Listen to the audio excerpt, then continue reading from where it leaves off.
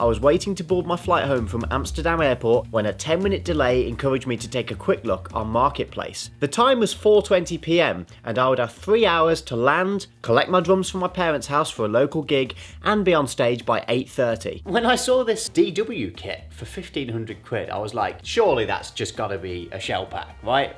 But then I was like, this person has gone out of their way to photograph it with lots of other things around it, including 3 snare drums, which were just sort of on the floor. It said it had been listed for 1 hour when I found it, and I was like, there's just no way on Marketplace that it's still gonna be there. Anyway, I message him. Sure enough, message is back. Yep, still available. I get on my flight, and I have another message saying, somebody's just offered me the full amount of money. They're gonna pay cash. Can you pay cash? I was like, yes. Then I remembered that my bank card had stopped working. So I've only got my credit card. You can't take cash out on a credit card without being charged quite a lot of money. I text my dad, I'm like, hiya, I'll be landing in about an hour. You don't have £1,000 by any chance that I could borrow? Felt a bit bad about that, really, but I needed the cash. This was kind of becoming a bit of a headache in itself. But I went and got the kit, and we got it home, and well, should we go and have a look at it? So I've set the DW up in its entirety, and as you can see, I can barely get it in frame here in my home studio.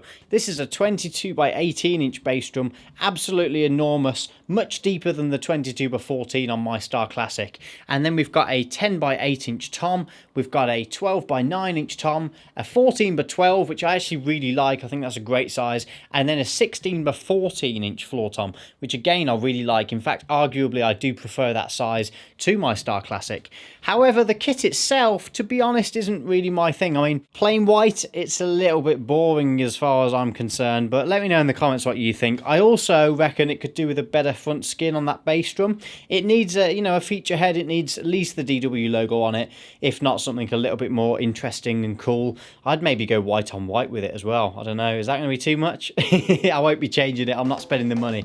You may have noticed in the background of some of the Marketplace photos that there were actually a full set of drum microphones included in the purchase, and I'm going to be making an extra video before part 2 comes out, in which I'm going to do a comparison of the cheap mics that came with the kit and my microphones, which I probably spent too much money buying. But for now, here's past me telling you how I've used every single input on my audio interface. I've actually used every single input on my audio interface because I wanted to prioritise miking the toms over everything else. Now, it's not very often that I get a 6-piece kit, so I wanted to make sure that we've got every single drum mic'd, but I'm going to use just one overhead. I am going to use my Coles 4038, so it will sound really, really nice.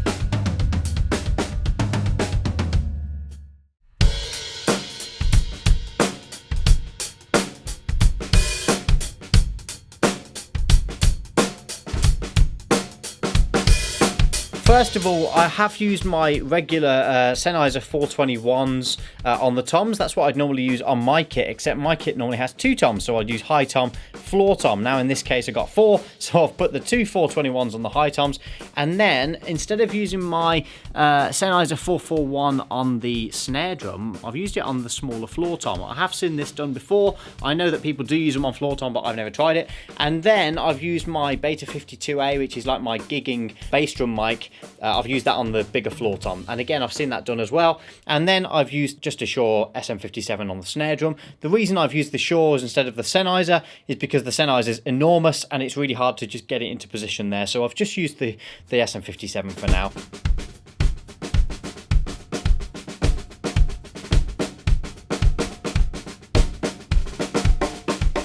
I've had to sacrifice the bottom snare mic. You'll see that's not plugged in there, and that's just because I've run out of inputs. Now, you may be counting and thinking, well, why have you run out of inputs? The reason is the only other bass drum mic I have is my wonderful Lewitt DTP 640 REX. Now, this is a twin capsule bass drum mic. I'm not going to spend too much longer talking about mics, but basically it gives me 2 outputs. So you actually need 2 inputs on your interface, which is going to be those 2 on the front there, and then you get a dynamic capsule and a condenser capsule. It sounds unbelievable, but it does mean it takes up 2 inputs on the desk.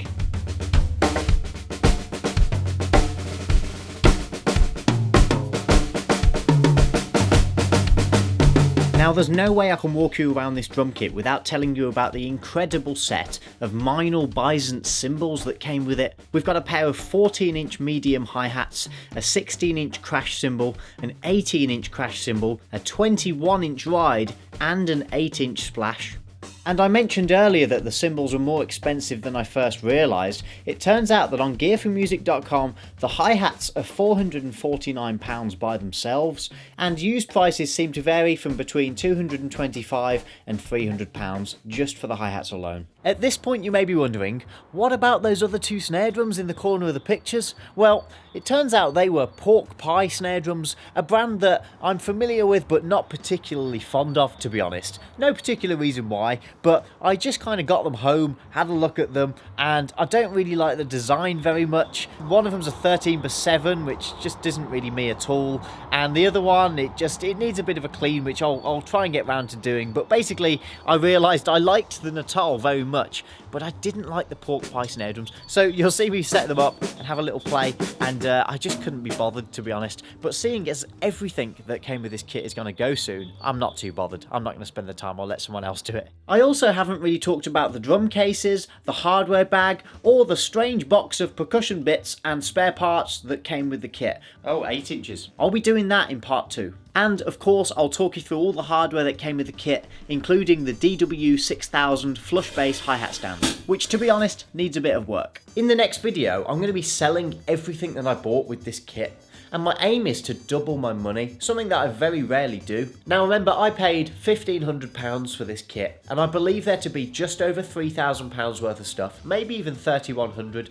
So in the next video, I'm going to do my best. I'm going to clean everything up, we'll do that outside in the garden, and I'm going to photograph it all, put it on eBay, and we'll find out exactly what I get for the DW, the 3 snare drums, all of those Meinl Byzance cymbals. I'm going to sell the lot, the cases, the hardware case, the mixer, the cowbells. I do prefer a smaller cowbell. The hi-hat tambourine, the cheap mics and all that kind of stuff. And don't forget that the mic comparison video will be released between this one and part 2. If you've enjoyed the video, leave a big thumbs up, and don't forget to subscribe if you'd like to see some more content from me in the future. Thank you so much for watching. I'll see you again next time. Bye bye for now.